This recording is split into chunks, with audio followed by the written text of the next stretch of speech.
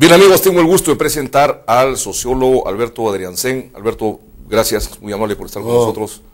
A ti por la invitación, gracias. Bueno, no necesita mayor presentación. Beto Adriancén es un conocido periodista, editorialista del diario La República, en su momento asesor, uno de los pocos asesores del presidente Valentín Paniagua, un hombre con una gran trayectoria, de manera que con él tengo que ir a lo concreto, ¿no? Y lo concreto es, ¿para qué sirve el Parlamento Andino a donde postulas ahora, Alberto? Habida cuenta que además tú has sido funcionario del Parlamento Andino, ¿no?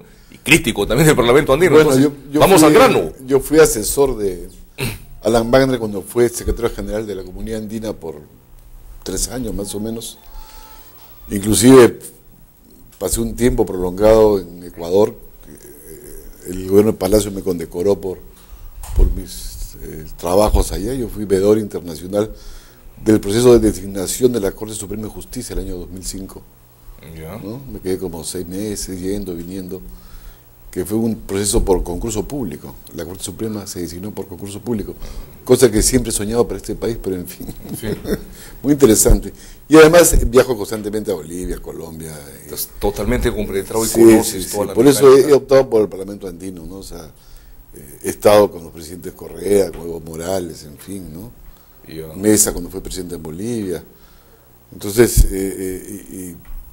y como estoy hace años en el mundo andino, he optado por eso.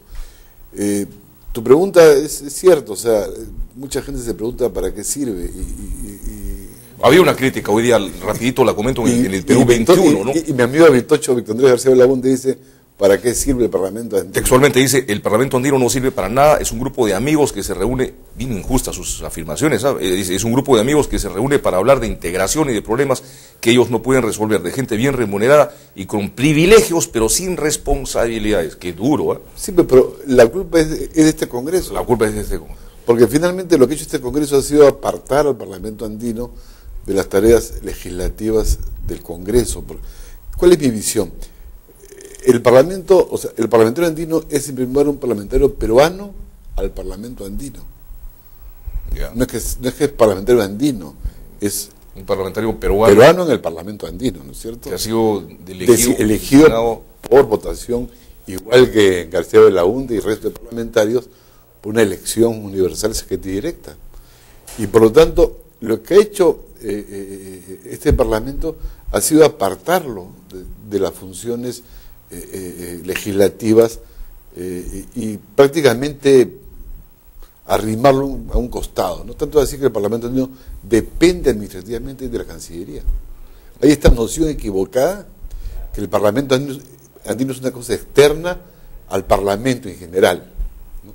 Cuando yo creo que lo que debe hacer el Congreso, para que no ocurra lo que dice García Belaúnde, es cómo yo integro el Parlamento andino a las tareas del Congreso en los aspectos, en los temas que le competen al Parlamento andino. O sea, yo no planteo que los parlamentarios andinos participen de la sesión plena, pero pueden participar de las comisiones en los temas que le competen, o sea, problemas de integración, problemas de medio ambiente, problemas de minorías indígenas, problemas de frontera.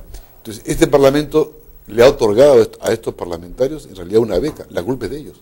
Yo no puedo entonces dejar de preguntarte rapidito, sí, porque el tiempo es corto, por ejemplo, hay una reforma político-electoral pendiente que incluye pues un paquete bicameralidad, implementación del voto facultativo, reglamentación del financiamiento de los partidos políticos, ley antitransfugismo. Son como 7 u 8 propuestas que el congresista Aurelio Pastor se pasó los 5 años de este gobierno tratando de promoverlas y no pudo obtener el respaldo ni siquiera de su partido porque no les conviene. Yo he trabajado en el Parlamento 7 años.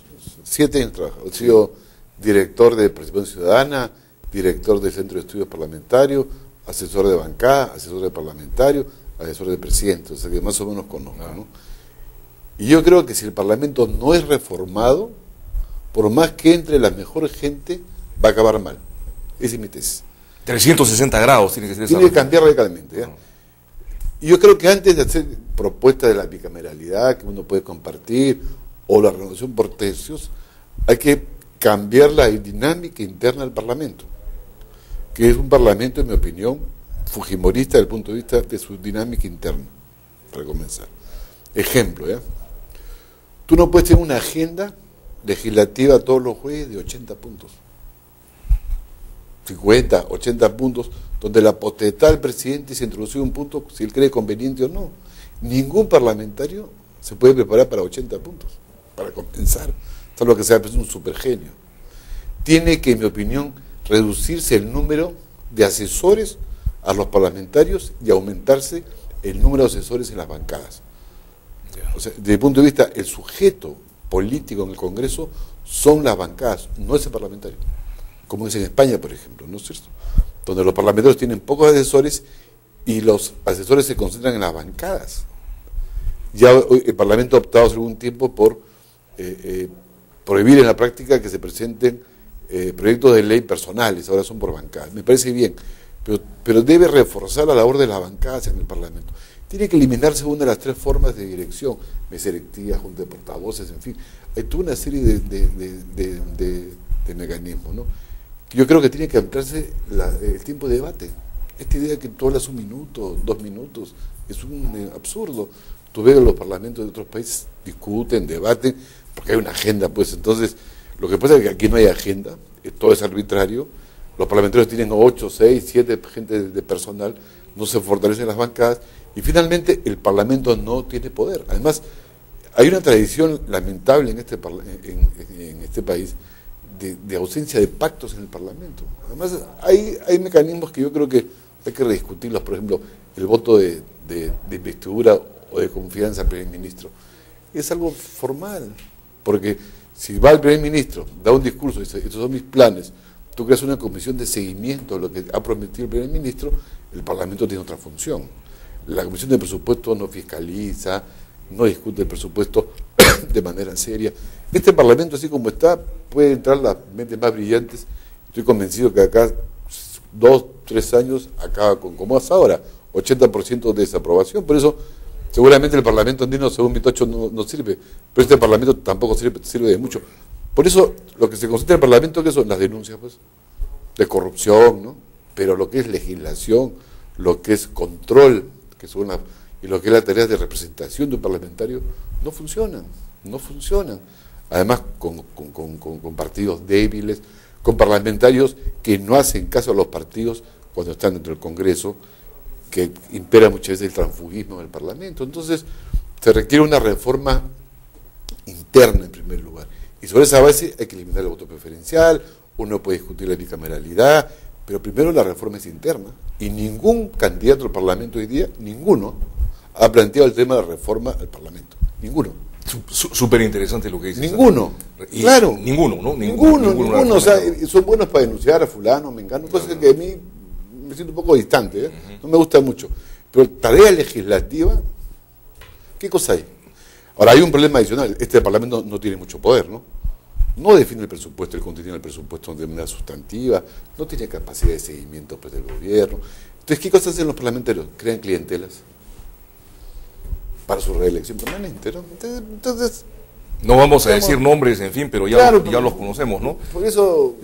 Ahora bueno, es muy cierto lo que dices. Ahora, yo quería preguntar, estas cosas que tú planteas sobre la reforma interna, si bien no las ha planteado ningún parlamentario, tú has escrito cosas al respecto, aparte de los artículos en la República. He estado con las bancadas de varios partidos explicándoles estos asuntos. El propio programa del PNP planteó una reforma del Parlamento. ¿Y cómo percibes a la clase política parlamentaria cuando haces este tipo de planteamientos? ¿Les entra por un oído y les sale por el otro? Me da la impresión que sí. Y a la gente de tu partido en este momento, a la gente de... Pero fíjate, hay un estudio reciente, bueno, más o menos reciente, que ha sacado Idea Internacional sobre coherencia de bancadas, ¿no? Las bancadas más coherentes son 2, la aprista y la nacionalista, una es que se fue el UPP, ¿no? O sea, me parece bien, o sea, hay cierta coherencia, sobre todo en esas 2 bancadas. Y yo creo que es tanto a la aprista por tradición y disciplina, en fin, uno puede discrepar de ellos, pero y el PNP hacen esfuerzos realmente por tener bancadas más o menos decorosas. El resto de bancadas... no, en el caso de la aprista, digamos, ha habido también mucho cálculo político, ¿no? Aurelio Pastor siempre hay. Se presentó pues como el alabardero, el promotor de las grandes reformas, y él ha estado acá, pero fíjate, y ha reconocido nada, pero fíjate, he fracasado. ¿Qué está pasando ahora, no? Muchos parlamentarios que son buenos en provincias, el caso del Escano, por ejemplo, que en la última encuesta publicada por Inmasen en la República sale, es cierto, con bajo porcentaje, pero sale en primer lugar. Y su principal aprobación es en el sur. Ahora es candidato por Lima. ¿Qué sentido tiene? Bueno, pero esa falla del propio Lescano. Pero por supuesto, yo voy, pues, ¿no? Por supuesto. También otros parlamentarios, una parlamentaria, creo que es del grupo de Castañeda, que era de Piura. Fabiola Morales. Fabiola ahora va. Vamos a un cortecito, Beto Adriancén, me enseñas, por favor, regresamos, estamos con Alberto Adriancén. Después viene don Reinaldo Trinidad Artírez, director de la revista Agronoticias.